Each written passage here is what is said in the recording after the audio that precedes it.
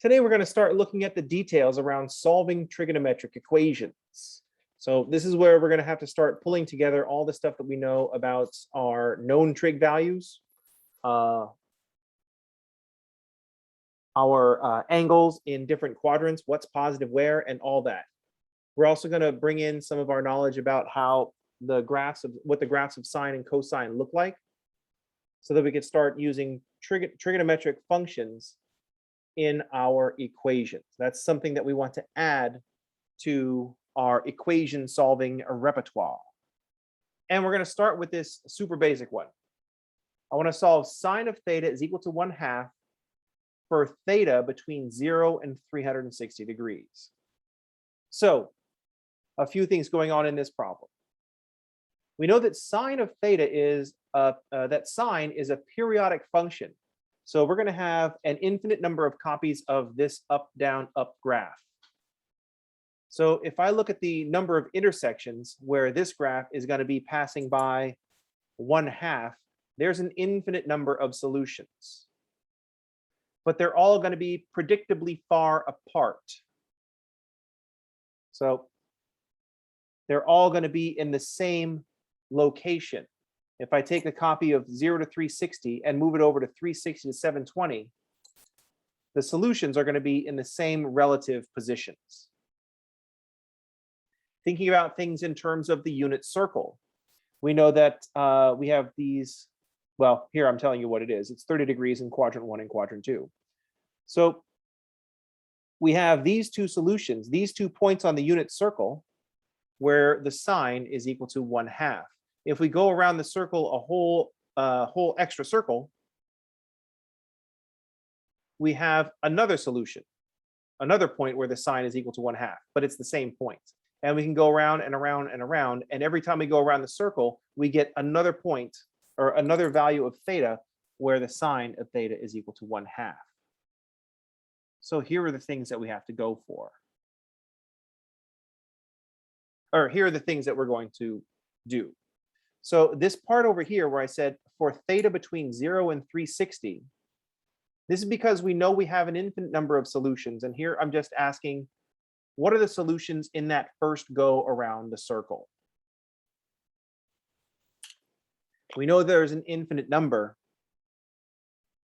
What are the main ones in that first circle? We know there's an infinite number.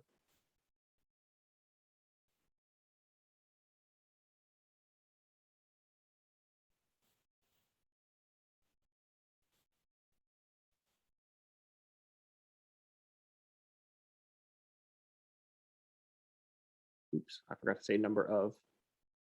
We know there's an infinite number of solutions. So we restrict the thetas that we're looking for.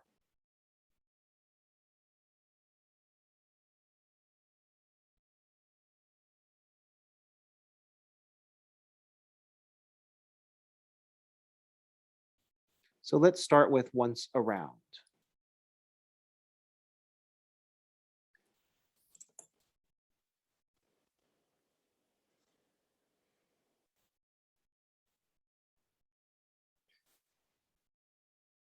So when we see the equation sine of theta is equal to 1/2, there are a few things that we need to see. We see sine and the 1/2 means we should start thinking of a 30-degree reference angle, and the 1/2 is positive, so we should think where sine is positive in quadrants 1 and quadrants 2. This is the thinking that we want to have happen when we see this equation. So when we see sine of theta is equal to 1/2, the fact that it's sine and 1/2 tells us that we're dealing with a 30-degree reference angle. So the sine and the 1/2 tell us that theta reference is 30 degrees. And since it's a positive 1/2, we should be thinking in quadrant 1 and quadrant 2, because it just says sine of theta is equal to positive 1/2. This means we should think in quadrant 1 and quadrant 2, because that's where sine is positive. So when we see the equation sine of theta is equal to 1/2, we're thinking 30 degrees in quadrant 1 and quadrant 2. Now we just have to take 30 degrees and put it into each of those quadrants. So I'm not really sure, because I can't be sure, how you are going to be able to remember and put together all this information. This is what happens when I see this. I don't think of the graphs so much. I just see sine in 1/2 and I think 30 degrees. And then I see that the sign is positive. So it's not just positive, it's sine and positive. And I think quadrant 1 and quadrant 2. And so that tells me that I'm going to be dealing with 30 degrees in quadrant 1 and 30 degrees in quadrant 2. So 30 and 150.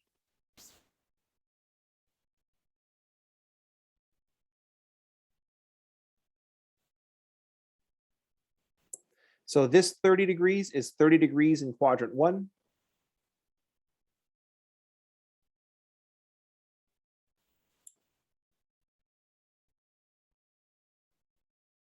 And the 150 is 30 degrees in quadrant 2.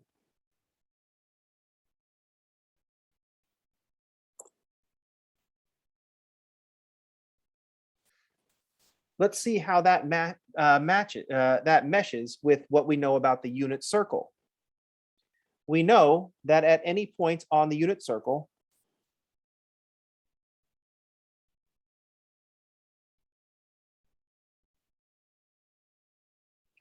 the x-coordinate on the unit circle is the cosine of theta, and the y-coordinate is the sine of theta.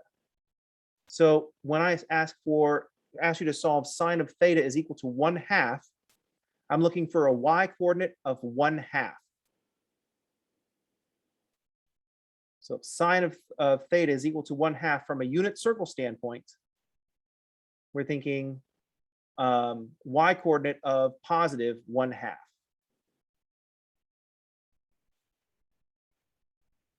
That tells us that since we want the y's to be a positive 1/2, we're in the first and second quadrants. And since the sine of 30 is equal to 1/2, we want 30-degree reference angle in quadrant 1 and a 30-degree reference angle in quadrant 2. Both ways of thinking about it, so we end up with 30 degrees and 150 degrees.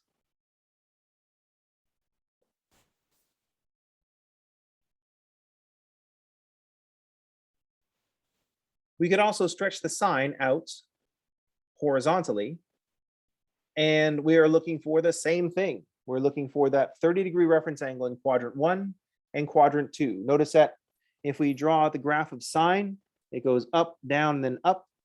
In quadrant 1, here's the sine being positive. In quadrant 2, here's the sine being positive because it's above the x-axis. And so we have these two 30-degree reference angles. Here's the 30 degrees in quadrant 1 and 30 degrees in quadrant 2. We count backwards from 180. So there's a 30-degree reference angle in quadrant 2. Once again, sine is 1/2 at 30-degree reference angle in quadrant 1 and quadrant 2. Any questions?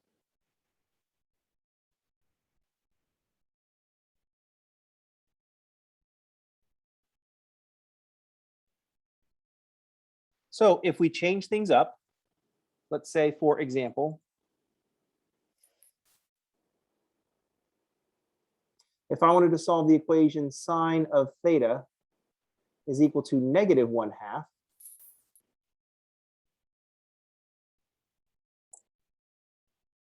first I would go after my reference angle. Since it's sine and 1/2, that tells me that I have a reference angle of 30 degrees. And since it's sine and we have a negative, sine is negative in quadrant 3 and quadrant 4.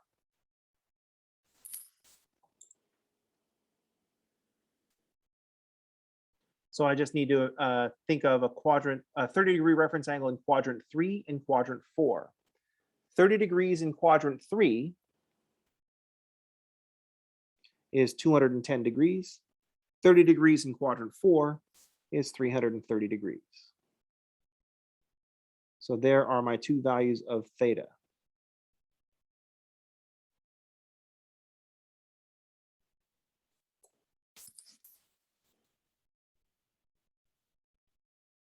Between 0 and 360.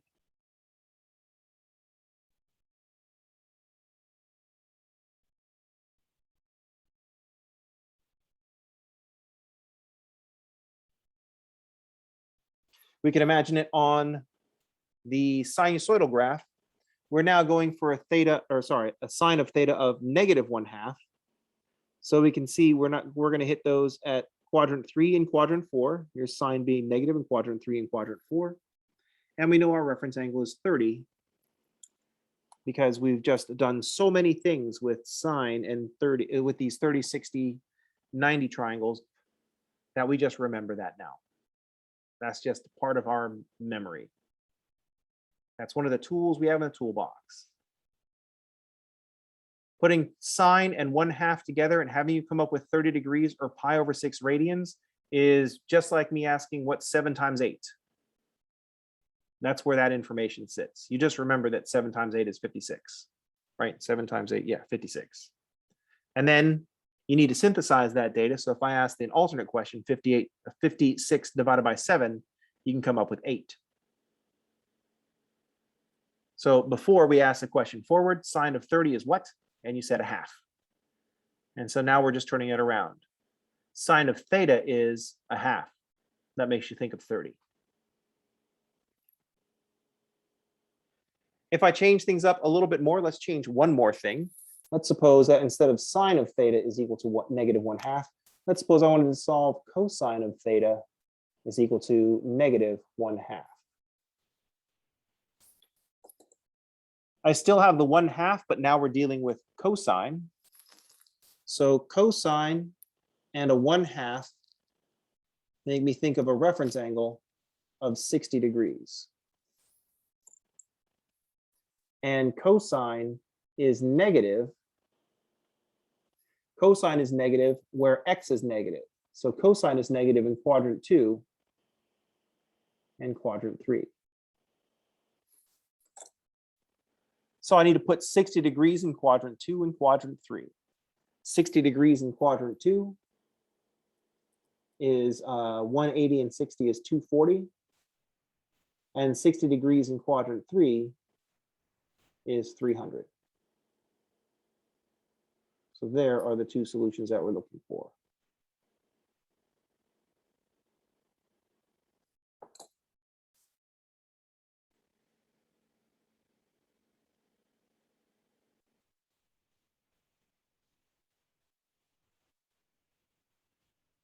Any questions?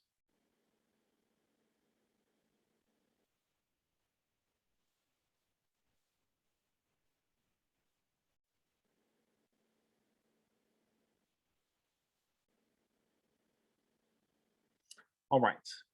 This is the basic problem. You go for a reference angle, you go for quadrants. So your thinking should start with reference angle in which two quadrants?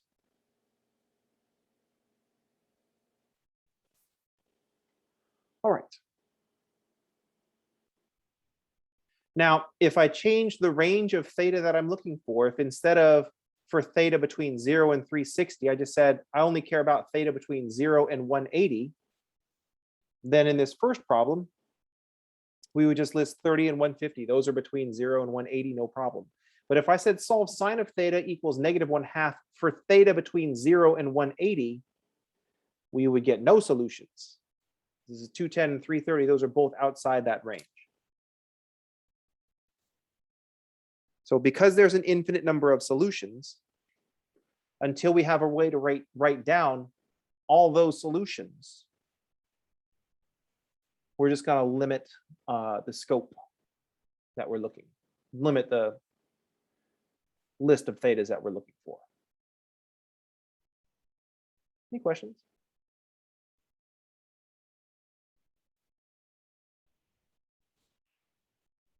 In these first three examples, I used a reference angle that we could easily identify.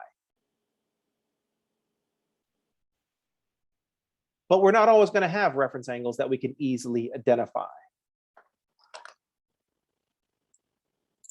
So we might have to use our calculator to get a reference angle.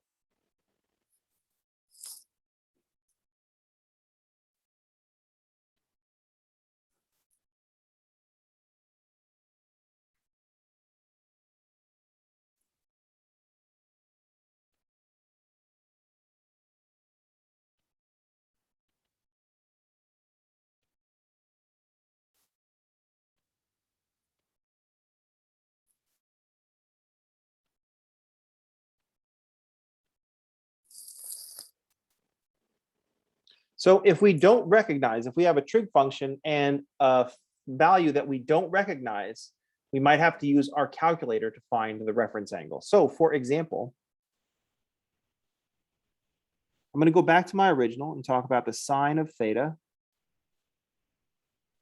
It's going to be a positive number, but I'm going to pick something that we won't recognize. Let's suppose that sine of theta is equal to 0.6.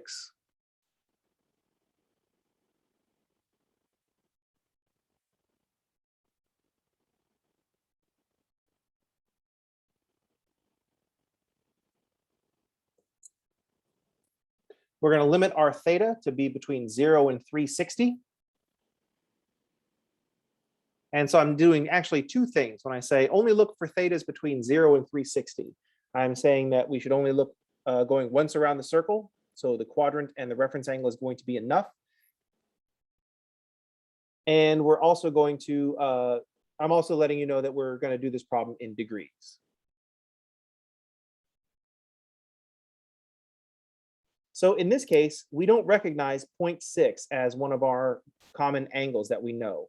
We're going to have to use a calculator to get at our reference angle. We still get quadrant information from the fact that it's sine and it's positive. So whatever reference angle we get, it's going to go in quadrant 1 and quadrant 2. So the sine, we're going to have to use a calculator to get our reference angle. But the fact that it's sine and positive tells us that we should be in quadrant 1 and quadrant 2.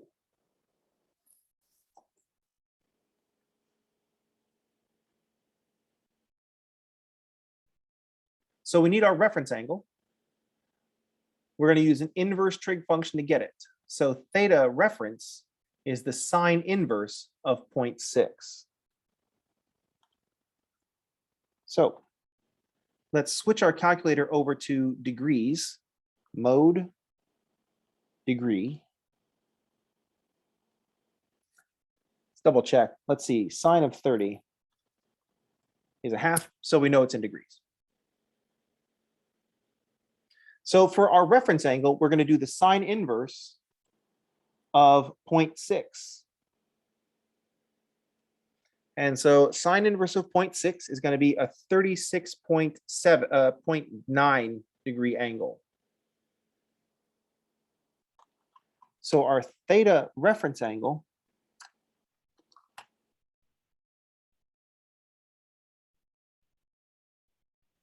is going to be the sine inverse of 0.6, which is 36.9 degrees. So I'm going to put a 36.9 degree reference angle in quadrant 1 and quadrant 2. In quadrant 1, it's just the reference angle is just the angle, 36.9 degrees. In quadrant 2, it's going to be 36.9 degrees before the 180. So I'm just going to go 180 minus the 36.9. 143.1.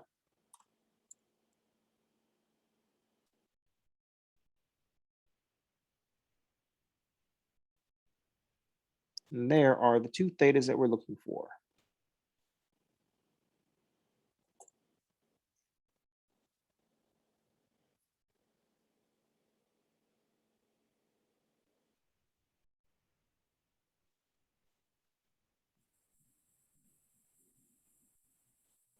Any questions? Can you go back to the example that you did just before that? Cosine theta is equal to -1/2. I just had a question about the bottom there. Q1, wouldn't that be 120 degrees in Q2 and It would be. 240 in Q3? You are correct. In quadrant 2, 60 degrees is 120-degree angle. And in quadrant 3, it's 240. Thank you. Well done. You found my carefully planned mistake. That's 10 points for you and minus 1,000 points for everybody else. I'm just kidding. That wasn't planned at all. I think I was just still thinking quadrant 3 and quadrant 4 from the previous one. I successfully changed to the 60 degrees, but I did not change to the quadrants in my mind. So nice catch.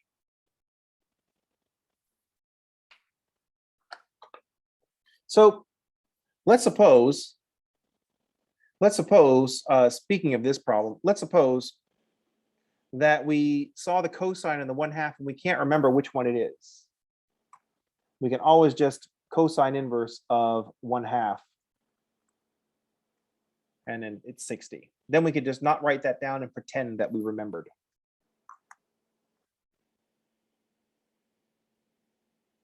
Any questions?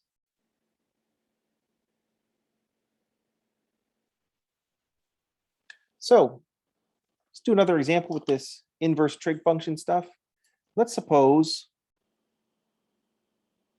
that the cosine of theta is equal to 0.25. And we still want theta between 0 and 360.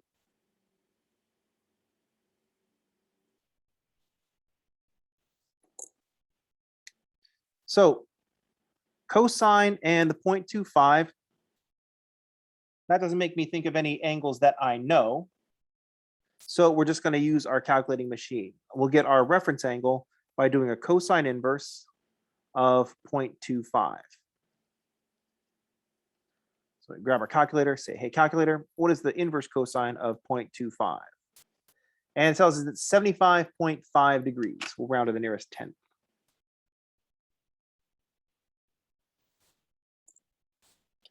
Then we'll notice that we have cosine and a positive 0.25.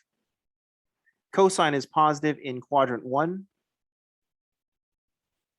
and quadrant 4.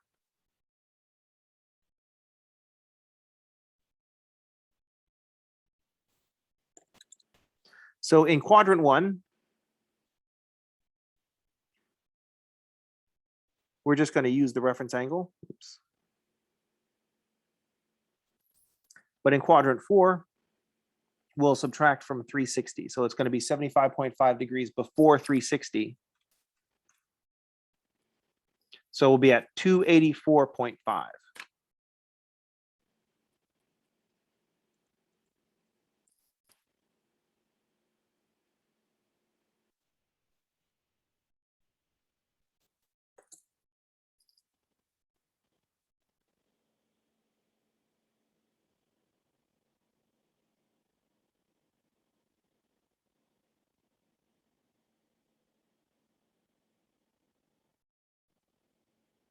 So in these examples, we didn't recognize the 0.6 or the 0.25. We don't remember those points from the unit circle. So we used inverse trig functions in our calculator to get the reference angle. So here we were using our calculator for the reference angles.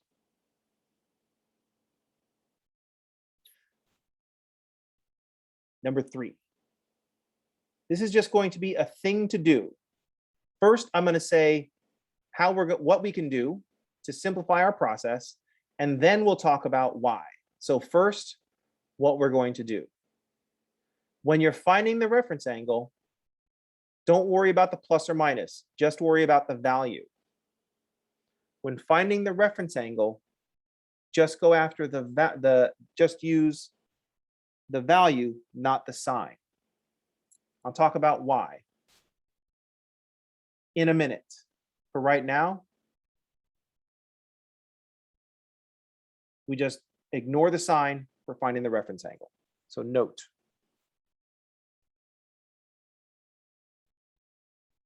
When finding the reference angle,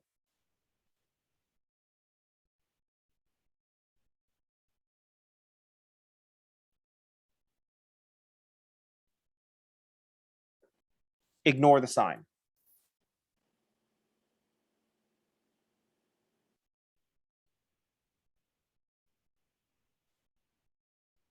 And just use plus.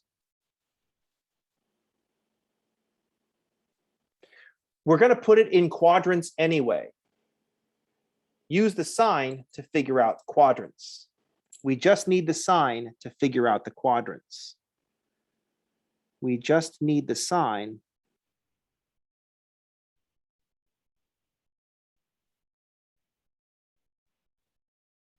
to figure out the quadrants.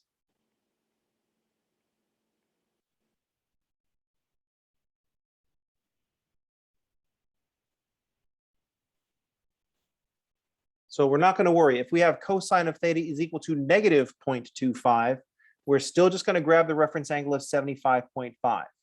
Not going to worry about cosine inverse of negative 0.25 because I'm looking for a reference angle. I want to know what's going on in the first quadrant. So for example, we're going to do exactly that. Once again, I haven't explained why we're just ignoring this. It has to do with how inverse functions work.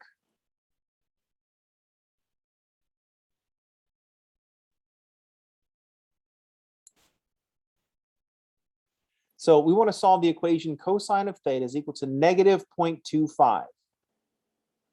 For the reference angle part, I'm going to do the same calculations that we did before. I'm going to say my reference angle, theta r, is cosine inverse of 0.25. See how I'm just grabbing the 0.25. I'm not putting the negative in my calculation.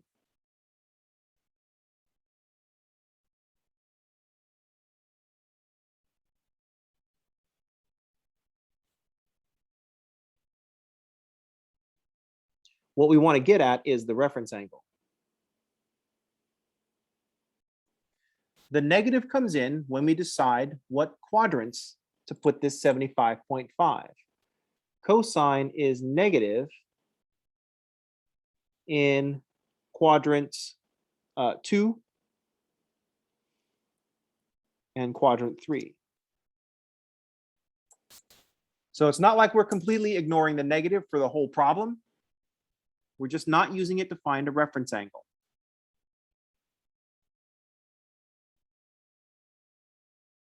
So I need 75.5 degrees in quadrant 2 and quadrant 3.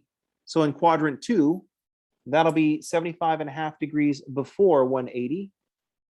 So theta is going to be 180 minus 75.5. So 104.5.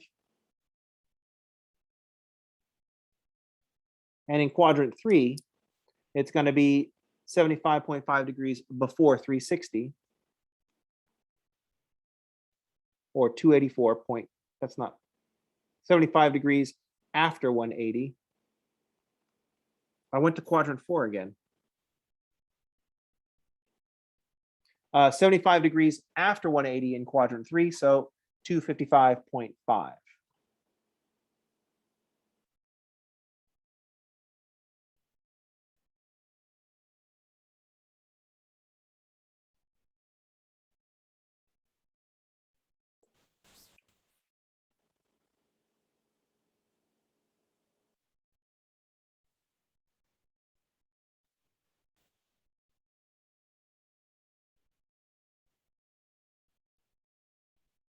The reason that we're not using the plus or minus when we find the reference angle. So this is once again, only when finding the reference angle.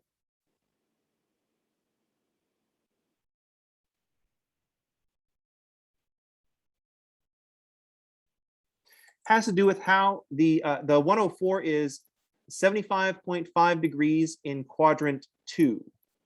So in our x and y-axis. If I have a 75-degree angle,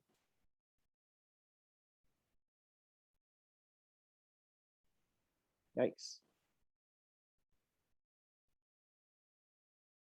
In quadrant 2, then the angle that we're looking for is 180 minus 75. And so that's our 104. And you always apply the reference angle in terms of the x-axis, right? Yeah, the x-angle is always measured from the x-axis. So the reference angle is always from the 0 or 360 on the positive side or 180 on the negative side.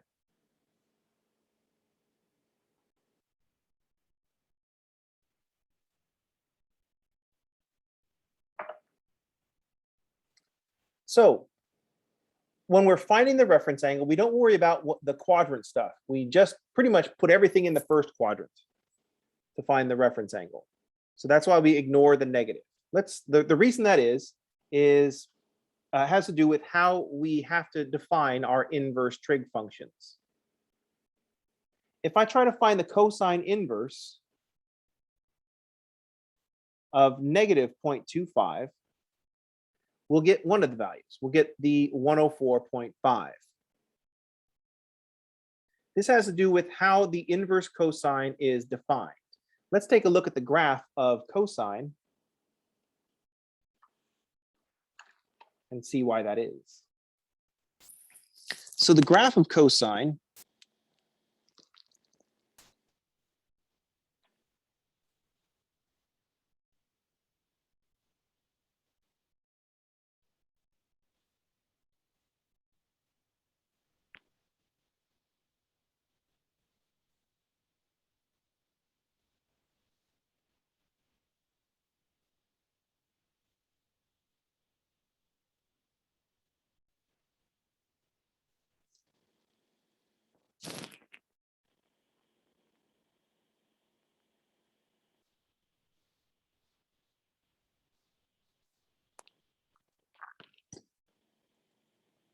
thinking about invertible functions,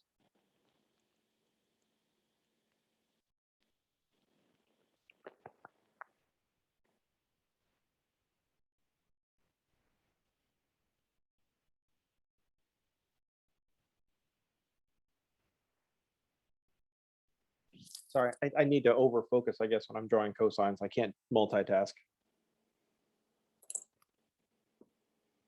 So we can see that this, even this first cycle of cosine, that this is not an invertible function. It fails the horizontal line test. And we know that this happens because an invertible function means you can go back to where you started. So we can see that on the interval from 0 to 360, cosine is not invertible. So for, oh, I switched to x, so I'm gonna have to switch to radians. 2 pi. For x between 0 and 2 pi, cosine is not invertible.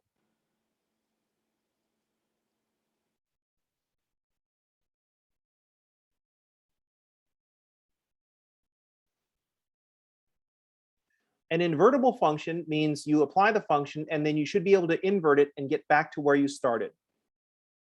So if I start with the cosine of, let's see, 0, this is going to be 2 pi. Down here at pi, here we are at pi over 2, and here we are at 3 pi over 2. So if I said the cosine of x is 0, we don't know if it was pi over 2 or 3 pi over 2. There are two inputs that lead to the same output. That means it's not invertible. You can't get back to where you started. If you start at 3 pi over 2 and take the cosine, you end up at 0. If you find the inverse cosine of 0, you end up at pi over 2. That's not where you started.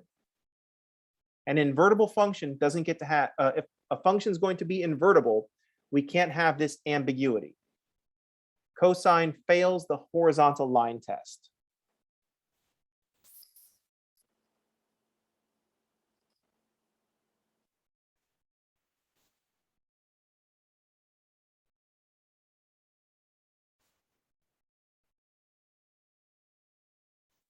there are two inputs that give you the same output. Two different inputs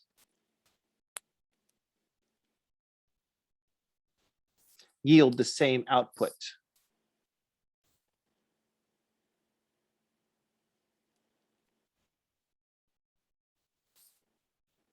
The cosine of pi over 2 is 0, as is the cosine of 3 pi over 2. So is the cosine inverse of 0 going to be pi over 2 or 3 pi over 2?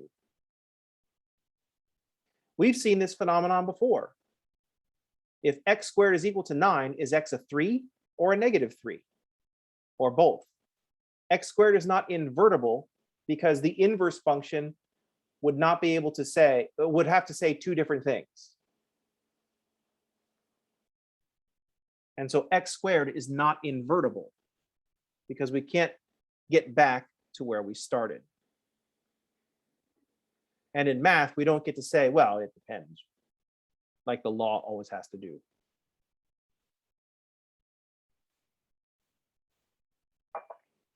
So if we restrict the cosine to go between 0 and pi, we've covered all the different cosine values that we need.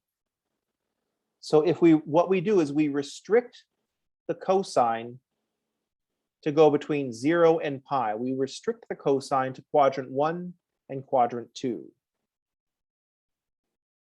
So to make the cosine pass the horizontal line test, if we restrict the cosine to just the first two quadrants,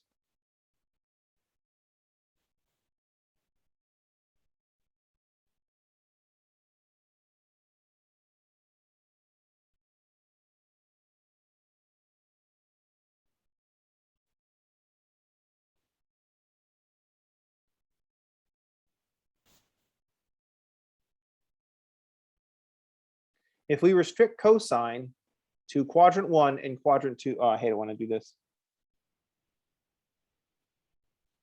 If we restrict the cosine to quadrant 1 and quadrant 2, we get all the possible values that cosine might produce, and they correspond to only one input.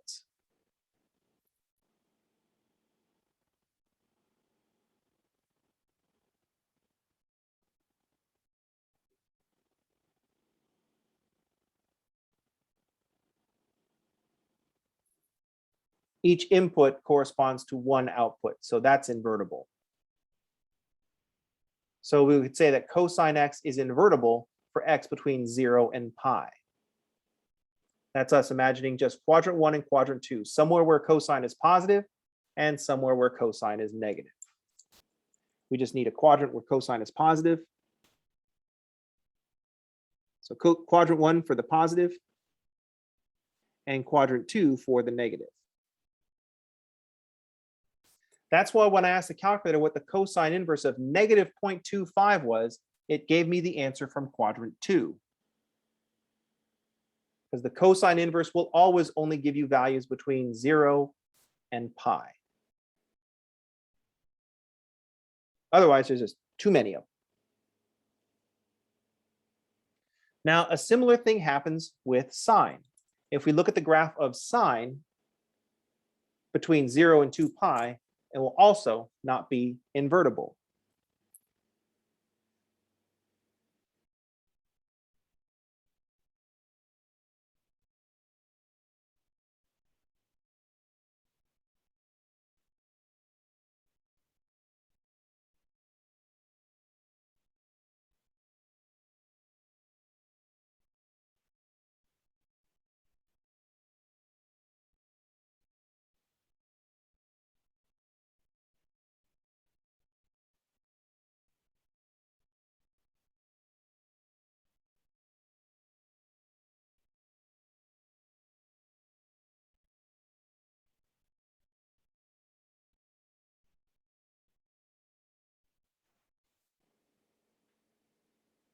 So sine is also not invertible between 0 and 2 pi. So the same thing happens. For 0 less than or equal to x less than or equal to 2 pi, sine x is not invertible. Sine x is going to fail the horizontal line test. We have two different inputs that will produce the same output. Here, sine of 30 is a half, sine of 150 is a half. Oh, excuse me, radians. Sine of pi over 6 is a half. Sine of 5 pi over 6 is also a half. So the inverse sine of 1/2, are we going to use pi over 6 or we're going to use 5 pi over 6? We have to be able to answer both, but which one is going to be the value for the inverse sine? So we need to restrict the inputs for sine so that we get an invertible function. In the cosine, we restricted ourselves to quadrant 1 and quadrant 2. That gave us a quadrant where the sine is positive and the quadrant where the sine is negative. Unfortunately for our heroes, if we pick out these values here, that's in quadrant 1. Sine is not negative. A sine is negative in quadrant 3 and quadrant 4. So I'd have to grab this branch or I'd have to grab this branch. So I'd have to quadrant 1 and quadrant 4. That would be really weird because then our interval will not match up. I need that branch, and I need this branch. So that quadrant 4 is really inconvenient.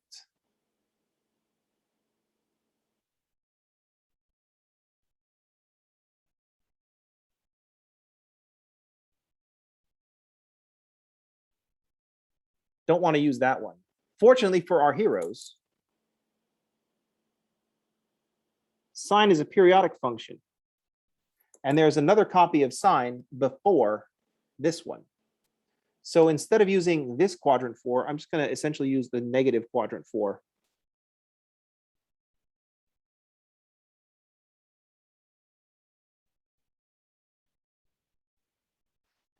So we restrict the sine to quadrant 1 and the quadrant 4, but the one that was right before it. And that's going to go from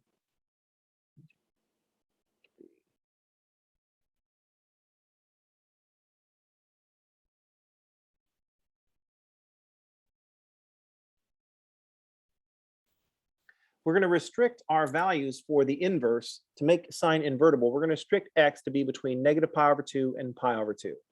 This covers all the values of sine that we'll get from negative 1 to 1, and it will be in one interval.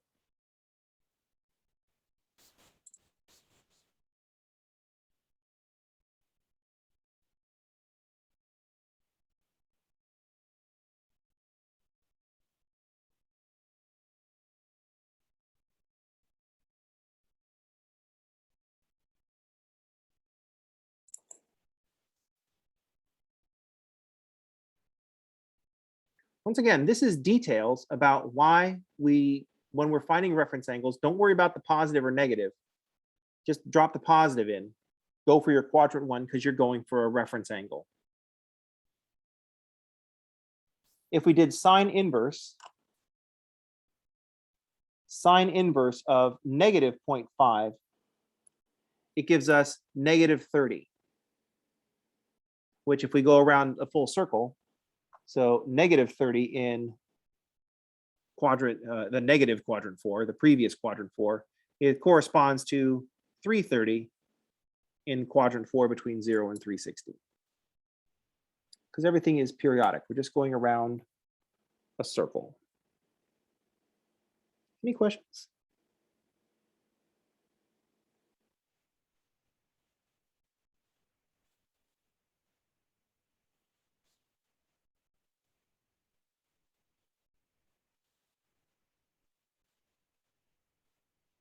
So we have quadrant 1, quadrant 2, quadrant 3, and quadrant 4.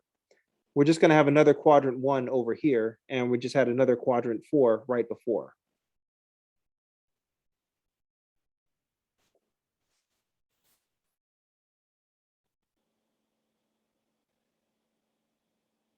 The operational part, the thing that you need to remember to do is get your reference angles without pluses and minuses, because otherwise your reference angle will be in some weirdo quadrant.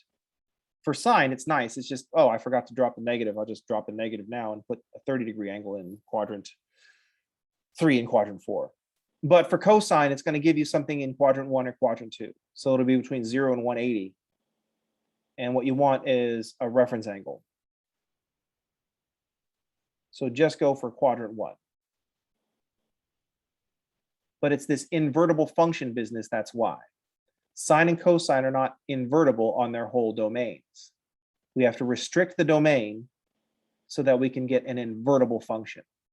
And those are the values that your calculator will serve you. Any questions? Comments? All right. So that's the using your calculator to find reference angles thing. That's why we don't worry about the pluses and minuses. And that's the first thing that we need to get used to. So I want to be able to ask, have problems like sine of theta is equal to negative 0.8.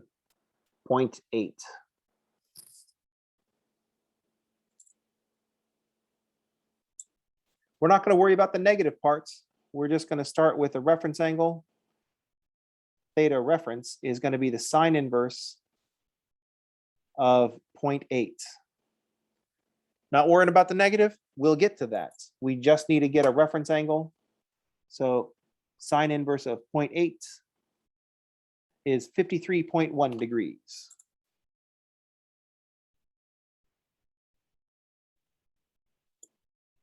Now we look where sine is negative, and we'll take our 53.1 degree reference angle and put it in quadrant 3 and quadrant 4.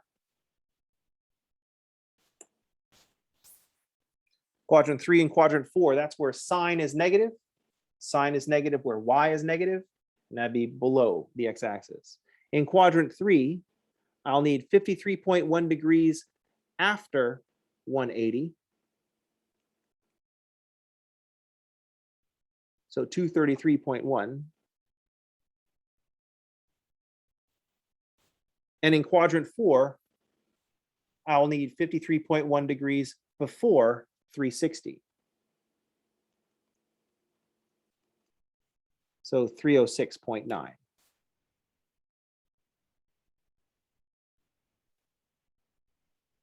So there are my thetas between 0 and 360 that have a sine of negative 0.8.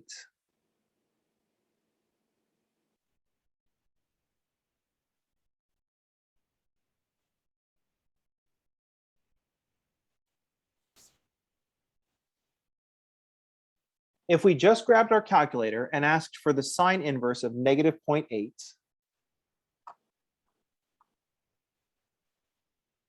that'll give us negative 53 degrees. That corresponds to the 306.9. Because negative 53, if we go around the circle to put it between 0 and 360, that corresponds to the 306.9.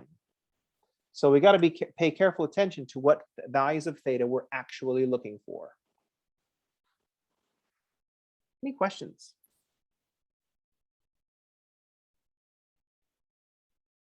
How's everybody okay?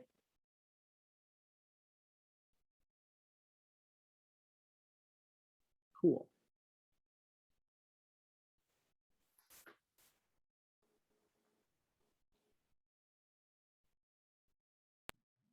All right.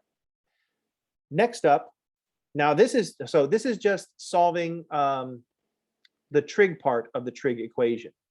But we've been doing other things to our trig equations. We've been looking at sine of not just theta, but sine of 2 theta, or not just sine of 2 theta, 3 times the sine of 2 theta. The first stage is just finding this reference angle stuff and putting the reference angle in the proper quadrants to making sure we cover all the thetas that we're looking for. Tomorrow, Tuesday, Thursday. Tomorrow, modulo this class, we're going to look at how to incorporate this into larger equations. What happens if there's more stuff going on in our equation? Like, what if we have one of those trig functions that we were looking for? Negative 7 plus 5 times the cosine of 2 theta. What if we want to find out when that is equal to some number? How will we incorporate all those extra things along with this reference angle business? Also, what if we want to write expressions for all the solutions? So those are our next things. Expressions for all the solutions and other operations.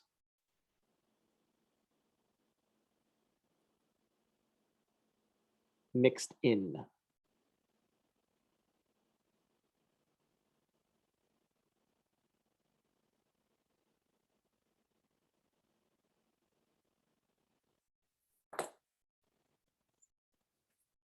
All right, well, that's going to do it for today. I just wanted to get you to get used to this inverse trig function thing and how we look for a reference angle and put the reference angle in the quadrants. Question?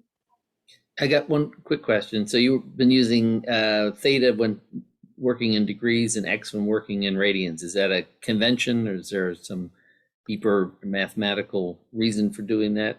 No, it's just the habits. I don't know if it's really that conventional. It's just something that I tend, I started doing. I think this happened to me when I was in trig or in pre-calc. I don't remember when I was programmed with that particular subroutine. But if I start using x, I want to switch to radians. And when I'm using theta, I want to use degrees. So I try to keep that consistent. But it should, I have to be clear. If I want you to solve the equation in radians, I got to tell you for x between 0 and 2 pi. So I'll never, so if you solve if I just say solve sine of x equals 1/2 and you solve it in degrees, if I didn't specify radians, you win. I need to specify radians if I want radians. Does that make sense? Yep, got it. Thank you. Yeah, that would be, I consider that to be an unfair decision to put on students. It's like, well, if I use x, then do this. If I use theta, then do this. We don't do that all the time, so that would be unfair. Not cool, man, not cool.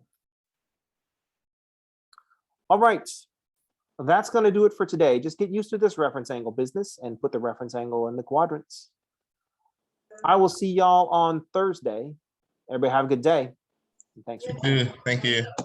Thank you. Thank you. Have a great day.